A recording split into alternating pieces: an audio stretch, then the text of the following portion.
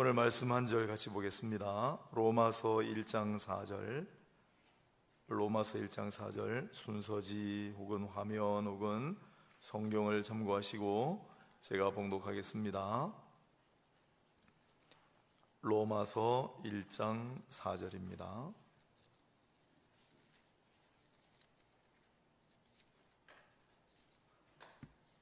성결의 영으로는 죽은 자들 가운데서 부활하사 능력으로 하나님의 아들로 선포되셨으니 곧 우리 주 예수 그리스도시니라.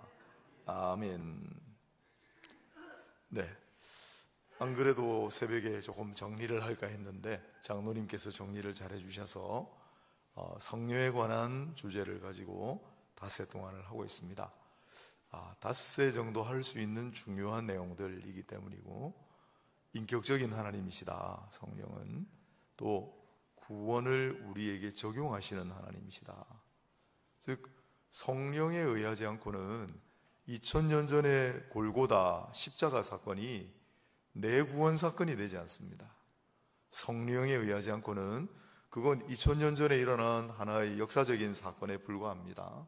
그래서 성령은 구원의 영입니다. 성령은 말씀과 밀접한 관련이 있고 쿰베르보, 말씀과 더불어 역사하시는 영입니다. 말씀을 친히 기록하셨고 기록한 말씀을 저자직강 환히 비추셔서 깨닫게 하시고 깨달은 말씀대로 살아갈 수 있도록 설득하시고 권면하시는 영입니다. 그리고 오늘 주제는 성결의 영, 성화의 영이라고도 합니다. 제가 새벽에 2024년 특별 새벽 기도에 드리는 이 말씀들은 성령에 관한 우리의 가장 정통적인 교리, 가장 핵심적인 교리, 가장 개혁적인 교리라고 생각하시면 됩니다. 제가 이런 부분들을 전공했기 때문에, 그래서 성령에 관한 분명한 확신과 이해를 가지고 그렇게 나가면 성령께서 역사하시고 은혜를 베풀어 주실 줄로 저는 확신합니다. 제가 그런 길을 걸어왔기 때문에. 구약 성경 레위기라는 책이 있습니다. 레위기의 주제는 한마디로 거룩이라고 할 수 있죠. 거룩. 레위기에는, 이것도 우리 교회에서 수차 말씀을 드렸는데, 레위기에는 거룩의 3단계가 등장합니다. 그 뭐라 그랬죠? 주 여호와는 거룩하시다. 첫째, 하나님은 거룩하신 하나님이시다. 둘째, 내가 거룩하니 너희도 거룩하라. 셋째, 나는 너희를 거룩하게 하는 여호와니라. 이 세 개를 외우셔야 됩니다. 레위기에 나오는 아주 중요한 거룩에 관한 주제입니다. 첫 번째로, 하나님은 거룩하시다라는 말은 하나님은 인간을 비롯한 모든 피조물과 뚜렷하게 구별되신다. 거룩은 구별되다라는 말이에요. 다르다라는 건데, 다른 게 비슷하게 다른 게 아니라 본질과 그 근본적인 면에서 완전히 다른, 구별된다라는 뜻이고, 그래서 하나님을 믿는 하나님의 형상으로 지음을 받은 존재인 인간도 거룩해야 하는데, 인간에게는 스스로를 거룩하게 할 능력이 없습니다. 그런데 놀라운 말씀이 이어지는 거예요. 나는 너희를 거룩하게 만드는 여호와니라. 레위기에 3번이나 등장하는데, 저기 2개나 적어놨지만, 내가 기필코 반드시 너희를 거룩하게 만들어 주리라 라는 말씀으로 들립니다. 내가 너희를 거룩하게 하리라. 나는 너희를 거룩하게 하는 여호와니라. 하나님께서 신자들을 거룩하게 만들어 주시겠다는 약속입니다. 바로 이 약속이 이루어진 결과물이 바로 신적 결과물이 성령이다, 이렇게 보시면 됩니다. 성령은 신자를 거룩하게 만드는 영, 그래서 성화의 영, 로마서 표현대로 하면 성결의 영이다. 오랫동안 이런 주제로 강론을 해왔지만 이번에 특별 새벽기도에 준비하면서 그런 깨달음을 주셨어요. 지금까지는 내가 인간의 관점으로 계속 강론해 왔구나. 우리가 더 거룩해지려고 애쓰고 어떻게 하면 우리가 더 거룩해질까요? 그런 주제로 말씀을 많이 생각한 것 같습니다. 우리는 본시 거룩해질 능력과 의지가 없습니다. 성령이 우리를 거룩하게 하시는 거예요. 그런데 왜 하나님은 그토록 우리를 거룩하게 만들려고 애를 쓰시는 걸까요? 왜 내가 너희를 거룩하게 하리라 약속하시고 그 약속을 이루시기 위해 성령을 보내주셨을까요? 왜 그렇게 하셨을까요? 이유가 뭘까요? 그걸 생각해 봤습니다. 관점의 변화가 일어난 거죠. 지금까지는 인간의 기준으로, 인간의 관점으로 이걸 바라봤는데 거꾸로 하나님의 관점으로 바라보니까 하나님은 왜 때로는 좀 가망 없어 보이고 정말 말 안 듣는 그러한 우리를 왜 그토록 거룩하게 만들려고 그렇게 애를 쓰시는 걸까? 이유를 한번 곰곰이 생각해 봤어요. 그랬더니 새벽에 제가 가끔씩 걸을 때가 있거든요. 앞에, 눈앞에 마음속에 보이지 않는 칠판이 있고 칠판에 하나님께서 글을 쫙 쓰시는 것 같아요. 순식간에. 그래서 성경을 통해 왜 하나님이 우리를 그렇게 거룩하게 만들려고 하시는지 세 가지 이유를 정리를 했습니다. 첫 번째가 하나님은 우리를 기뻐하시는 거룩한 산제물로 받으시기 위해서 우리를 거룩하게 하신다. 로마서 12장 1절입니다. 그러므로 형제들아 내가 하나님의 모든 자비하심으로 너희를 권하노니 너희 몸을 하나님께서 기뻐하시는 거룩한 산제물로 드리라. 이는 너희가 드릴 영적 예배니라. 하나님께서 기뻐하실 거룩한 산제물로 우리를 만들어서 그렇게 하나님 앞에 드리면 좋겠습니다. 그게 안 돼서 그렇지. 그렇지 않아요? 아무리 애를 쓰고 아무리 노력해도 하나님께서 기뻐 받으실 만한 그러한 거룩한 제물로 참 안 변합니다. 여기 거룩한 제물이란 흠이 없고 순전한 제물이라는 뜻입니다. 여러분 한번 잘 들어보세요. 말라기에 나오는 말씀인데 너희가 더러운 떡을 나의 제단에 드리고도 말하기를 우리가 어떻게 주를 더럽게 하였나이까 하는도다. 이는 너희가 여호와의 식탁은 경멸히 여길 것이라 말하기 때문이라. 만군의 여호와가 이르노라. 너희가 눈먼 희생제물을 바치는 것이 어찌 악하지 아니하며 저는 것 병든 것을 드리는 것이 어찌 악하지 아니하냐. 이제 그것을 너희 총독에게 드려보라. 그가 너를 기뻐하겠으며 너를 받아주겠느냐. 총독이라고 나오잖아요. 만일 우리가 총독에게 선물을 드린다, 이유는 모르겠습니다. 아무튼 총독에게 선물을 드린다 칩시다. 그런데 선물로 준비한 게 더럽고 냄새나고 부스러지고 보기 싫고 그런 걸 여러분 선물로 드리겠습니까? 만일 그런 선물을 주면 총독이 그거 받고 기뻐하겠습니까? 그런데 말라기 시대, 너무 유명한 말씀이잖아요. 말라기 시대 하나님의 성도라고 하는 사람들이 하나님 앞에 드릴 선물을 가지고 그런 짓을 자행하고 있다고 말라기 선지자를 통해 고발하시는 내용이에요. 반대로 만일 여러분이 누군가에게 선물을 받았는데 열어보니까 더럽고 상한 음식이나 보기 싫고 어딘가 결함이 있는 물건이라고 생각해 보세요. 기분이 좋겠습니까? 반대로 우리가 누군가에게 선물을 한다면 또 어떻겠습니까? 그래도 누군가에게 선물을 한다면 또 선물하는 대상이 지체가 높고 귀한 분이면 그런 분일수록 더 아름답고 더 고급스러운 것을 준비하지 않겠습니까? 어떤 목사님의 간증인데 이 목사님의 간증뿐만 아니라 많은 분들이 이런 얘기를 하세요. 그 시절에 너무나 어렵고 가난해서 이 목사님의 가정도 제대로 끼니를 챙기지 못할 정도로 가난했지만은 주일이 되면 어머니는 빳빳한 새집회 10환짜리를 10환짜리면 언제 얘기입니까? 이게 우리 아이들은 아마 10환 알지도 못할 텐데 10환짜리 빳빳한 새집회를 주시면서 주머니에도 못 넣게 하세요. 성경책 안에 탁 넣어가지고 가지고 가서 꼭 헌금해야 돼. 길 가다가 붕어빵이나 오뎅 사 먹으면 안 돼. 어린 마음에 교회 가는데 얼마나 먹고 싶어요. 배는 고픈데 어머니 엄명이니까 그걸 가지고 와서 헌금을 하는데 늘 궁금했대요. 엄마는 어째서 이렇게 주일마다 새 돈을 우리에게 주실까? 어떻게 해서? 근데 알고 보니까 돈이 왜 돈입니까, 여러분? 돌고 돌아서 돈인 줄 아시죠? 사람들에게 돌고 도니까 돈이 대부분 더러워요. 특히 요즘은 상당히 깨끗한 편인데 한 3, 40년, 4, 50년 전에 생각해 보세요. 돈이 정말 지저분했어요. 그런데 어머님은 돈을 혹 받을 일이 있으면 그 중에 그래도 상태가 좋은 걸 다 구별해 놨다가 주일이 되면 그 전날 다리미로 주일날 입고 갈 옷을 정갈하게 다리신, 다 그러셨어요, 우리 선배님들, 우리 어머니, 우리 할아버지, 할머니들. 그리고 그 남은 붉기로 돈을, 그나마 깨끗한 거를 구별해 놓은 돈을 그걸 붉기로 정성껏 다려서 주셨기 때문에 언제나 빳빳한 새 돈처럼 보였던 거죠. 그 시절에 우리 신앙의 선배님들은, 우리 신앙의 어머니, 아버지, 할아버지, 할머니들은 어려운 생활 속에서도 주일 예배, 하나님을 위해 최상의 것을 준비하셨습니다.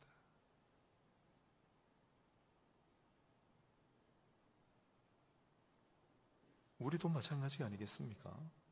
옷이나 돈뿐만 아니라 우리 마음도 깨끗하게 다려 펴서 하나님께 드려야 하지 않겠습니까? 옷과 돈과 마음뿐이겠어요? 우리의 행실도 아름답게 보기 좋게 잘 다려서 하나님께 드려야 하지 않겠습니까? 쉽지 않은 일입니다. 말씀드렸지만은 우리의 의지와 노력으로는 우리 스스로를 흠이 없고 순전한 거룩한 그러한 제물로 존재로 만들기가 어렵습니다. 하지만 절대 포기하지 않는 이가 계십니다. 성령입니다. 요즘 나온 제품 그거 있잖아요. 이런 옷 넣으면 안에 막 김이 막 나와가지고 저절로 다려지는 거. 우리 집에 없는데 이게 뭐죠? 스타일러. 요즘 세상이 참 좋아졌어요. 예전엔 제가 다림 이야기 했는데 지금은 그 스타일러라고 하는 냉장고에 에어컨 비슷하게 생긴 거 안에다가 옷을 넣으면 쫙 김이 나와서 저절로 펴져요. 성령은 옛날 우리 어른들의 표현대로 하면 거룩한 다리미, 요즘 표현으로 하면 거룩한 스타일러. 찌들고 구겨지고 볼품없고 냄새나는 우리를 깨끗하게 다려 펴서 하나님이 기뻐 받으시는 산 제물이 되게 하시려고 지금도 애쓰시는 분이 바로 성령이십니다. 가장 아름다운 그릇으로, 가장 아름다운 옷으로 오늘 이 자리에 계신 모든 한 분 한 분을 빚어주시기를 축복합니다. 그래서 우리가 하나님께 선물을 많이 받았습니다. 하나님께서 우리에게 주시는 선물은 다 좋은 거예요. 반대로 우리가 하나님께 선물을 드릴 차례인데 하나님께 드릴 수 있는 가장 고귀한 선물은 바로 나예요, 나.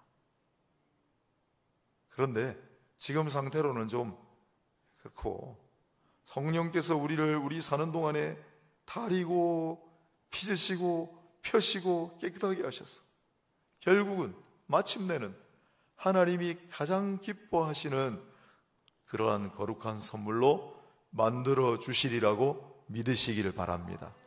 그게 성경의 진리입니다.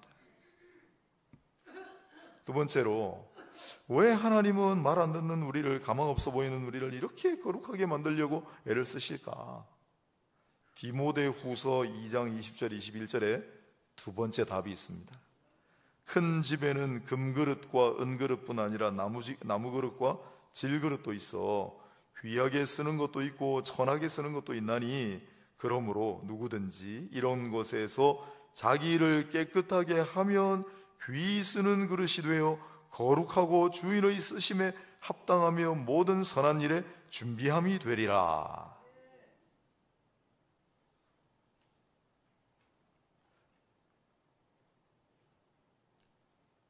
스코틀랜드라는 나라가 있습니다. 영국 북쪽에 있는, 영국 같은 섬 안에 북쪽인데 말하자면 우리 대한민국하고 위에 붙은 북한 땅처럼 생각하시면 되는데, 대한민국하고 북한은 휴전선 때문에 나뉘어 있지만 이 영국하고 잉글랜드하고 스코틀랜드도 앙숙이에요. 스코틀랜드 사람들은 자기를 영국 사람이라 그러면 굉장히 싫어한대요. 이 스코틀랜드는 대단한 종교 개혁이 일어났던 고장입니다. 우리 최초의 세례받은 교인, 그 1879년 1월 3일에 받았다고 했잖아요. 그분들이 바로 이 스코틀랜드에서 파송된 선교사님들한테 세례를 받았습니다.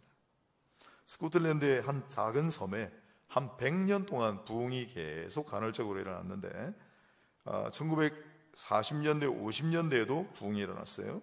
그때 부흥의 주역은 캠벨 목사님이었는데, 그런데 이 캠벨 목사님도 훌륭한 분이었지만 관절염 때문에 움직이지 못하고 눈이 보이지 않는 84세, 82세의 이 두 분, 노인 자매가 그토록 기도하셨대요. 왜 기도하셨냐면 자신들이 10대, 20대 어린 시절에 부흥을 경험한 거예요. 그런데 지금 80세 노인이 되어 교회가 쇠락하고 예전 같지 않으니까 가슴이 아픈 거예요. 이분들은 그래서 늘 기도했어. 주여, 이 땅에 다시 부흥을 허락하소서. 이 땅에 다시 하나님 부흥의 역사가 있게 하옵소서. 그러자 캠벨 목사님이 오셨고 이들이 함께 기도하여 다시 부흥이 일어났어요. 이 캠벨 목사님이 이런 얘기를 남겼습니다. 하나님의 부흥을 찾는 자들은 자신들이 준비한 프로그램과 행사가 아닌 하나님께서 그의 절대 주권 속에서 일하실 수 있도록 준비를 해야 한다. 그래서 캠벨 목사님과 이 두 분의 자매들과 또한 많은 성도들은 손과 마음을 깨끗하게 하고 정결하게 하고 무릎을 꿇고 부흥을 위해 기도하면서 하나님과 관계를 바르게 했습니다. 이런 말씀을 또 남겼습니다. 부흥은 항상 거룩함과 연결되어야 한다. 거룩함이 없이는 누구나 주님을 볼 수 없다. 참된 부흥은 거룩의 부흥입니다. 부흥을 위해 자신을 깨끗하게 준비하는 자들을 통하여 하나님께서 역사하십니다. 예수께서는 이렇게 기도하셨습니다. 아버지여, 그들을 진리로 거룩하게 하옵소서.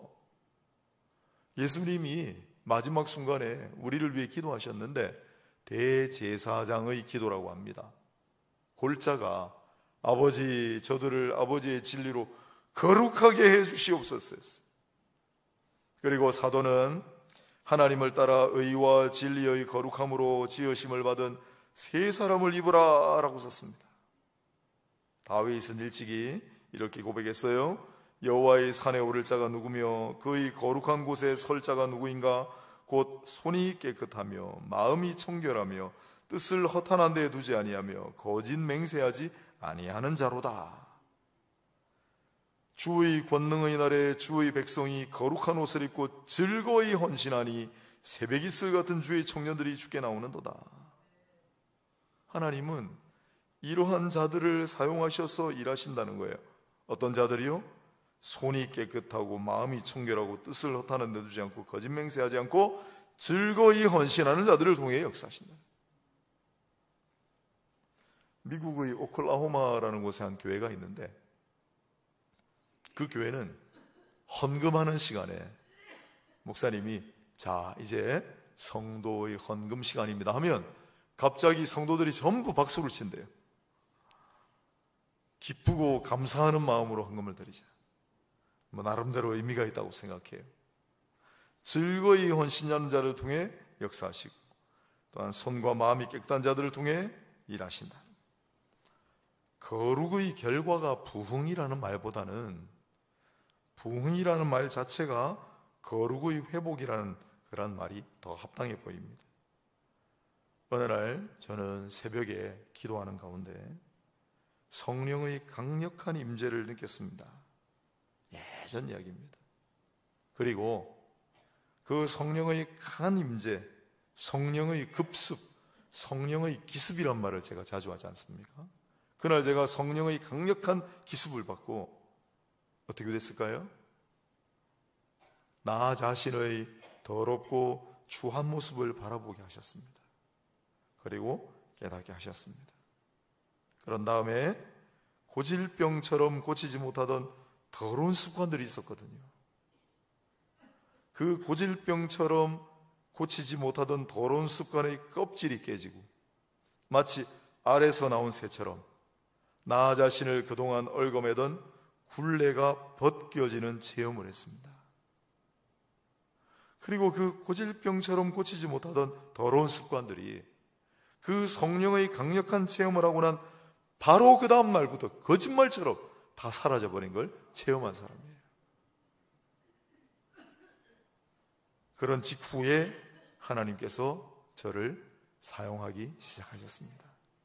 그래서 제가 주일학교 교사로, 찬양대로, 전도대 총무로 그토록 열심히 정신없이 그러나 행복하게 사역했던 것입니다. 지금은 가만히 생각해 봅니다. 그때의 순수한 열정, 뜨거운 노력, 행복한 사역이 있는가? 때로는 힘들고 고달프고 지치고 할 때가 있는데 왜 그럴까? 왜 그래요?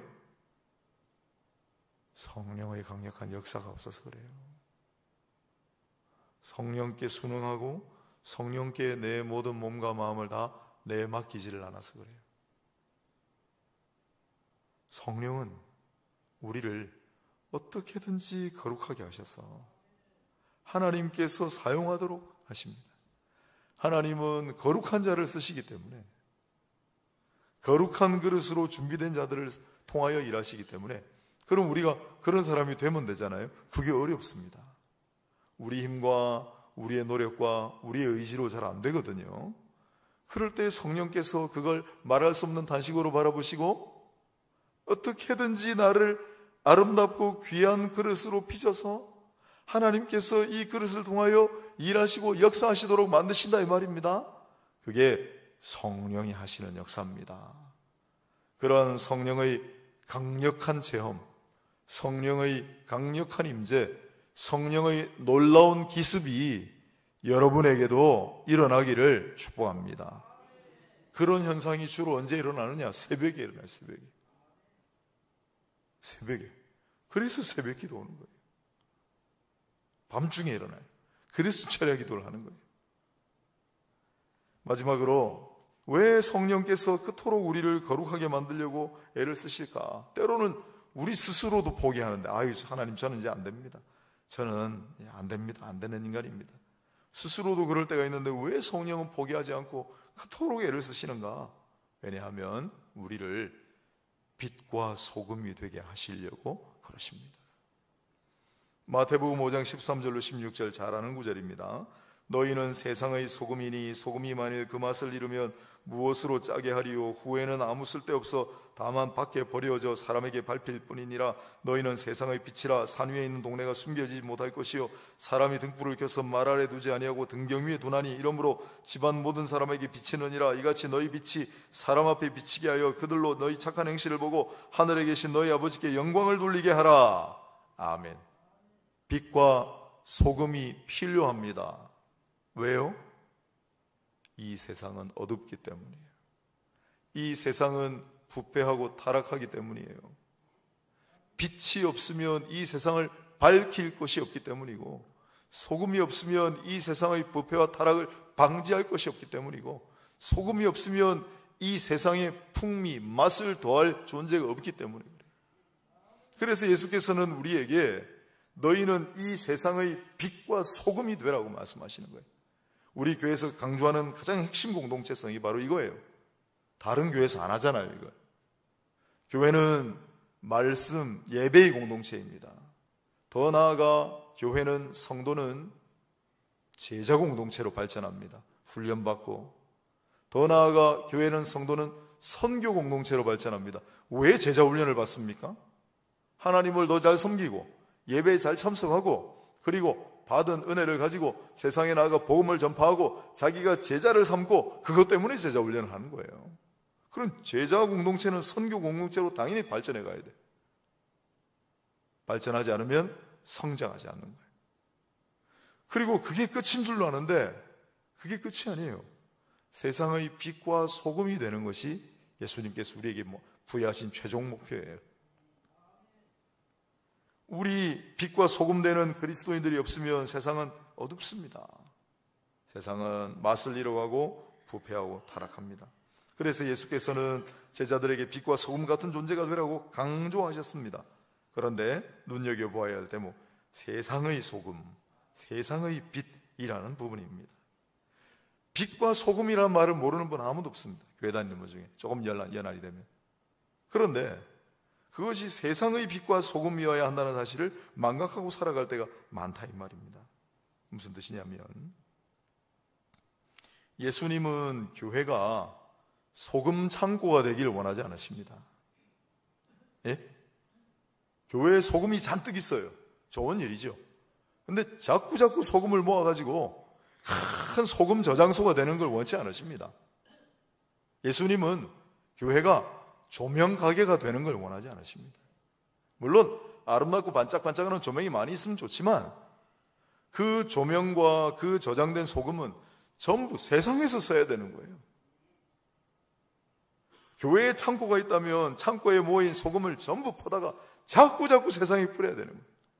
교회에 빛들이 있다면 그 조명을 자꾸 세상 어두운 곳에 보내야 되는 게 교회의 사명이에요. 그런데 오늘날 교회는 어떻게 하고 있습니까? 자꾸 자기 배만 불리는 소금 창고, 자꾸 아름다운 등을 수집하는 그러한 조명가게처럼 변하고 있지는 않나요?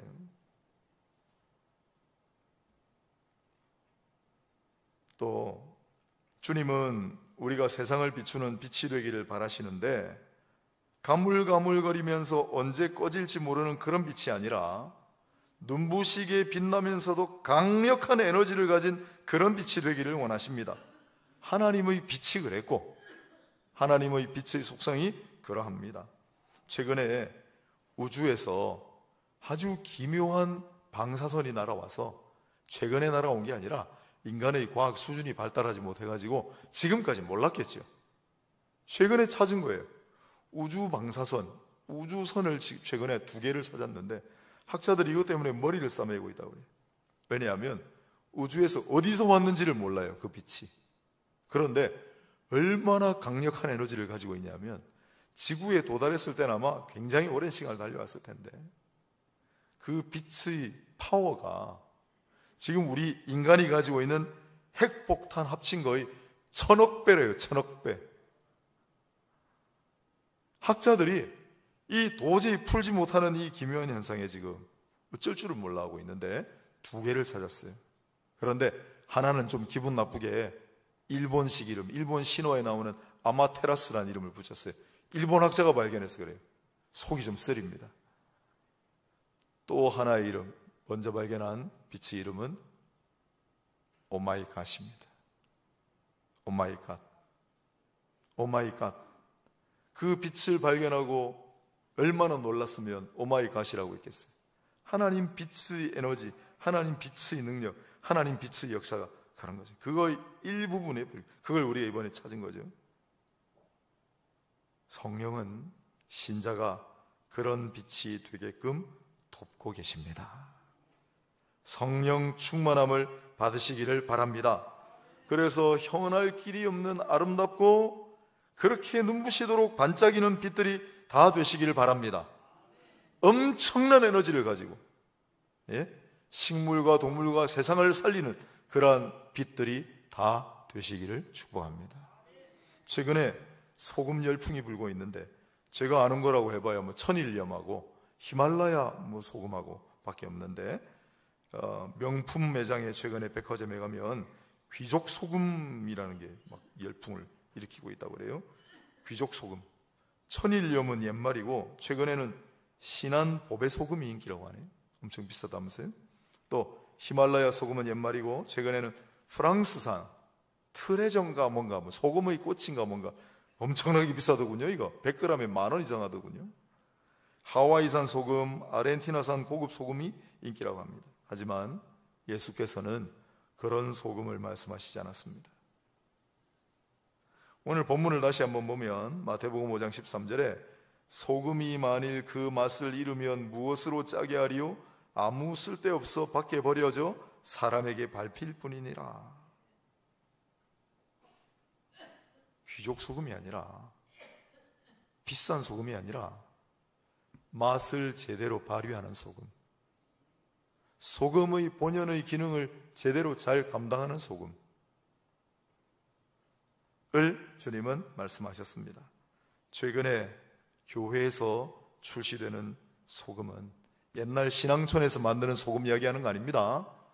최근에 교회에서 출시되는 소금은 미안합니다만 맛을 잃었습니다. 세상의 풍미를 더하기는커녕 세상의 맛조차도 감퇴시키는, 그래서 사람들에게 밟히는 신세로 전락해버렸습니다. 다시 한번 이 시대의 교회가 세상의 변질을 막고 맛을 더하는 소금이 될 수 있을까요? 우리는 할 수 없어도 성령은 포기하지 않으십니다. 성령은 성결의 영입니다. 성령은 성화의 영입니다. 그래서 우리를 거룩하게 만드십니다.